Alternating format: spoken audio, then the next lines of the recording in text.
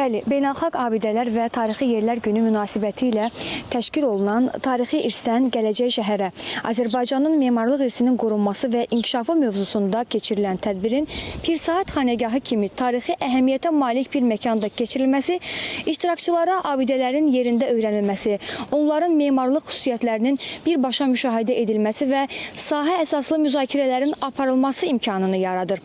Bu isə nəzəri biliklərlə praktiki təcrübənin sintezini təmin edir və xüsusilə gənc tədqiqatçılar üçün mühüm elmi təcrübə formalaşdırır. Tədbirin Azərbaycanın memarlıq irsinin qorunması və inkişafı sahəsində həm elmi, həm də praktiki baxımdan mühüm əhəmiyyəti var. Bu barədə isə daha ətraflı mədəni irsin qorunması, inkişafı və bərpası üzrə Dövlət Xidmətinin rəisi Səbinə Hacıyeva məlumat verəcək. Buyurun Səbinə xanım. Çox sağ olun.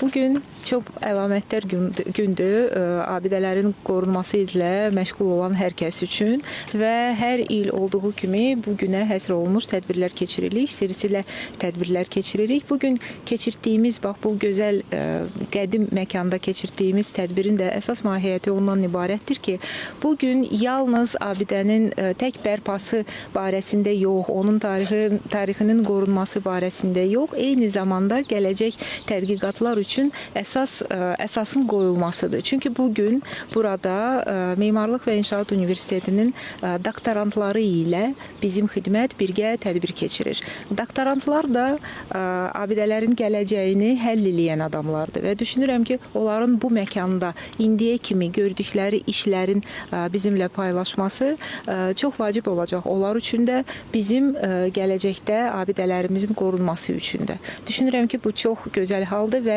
ümid edirəm ki, gələcəkdə bu cür tədbirlər çox olacaq.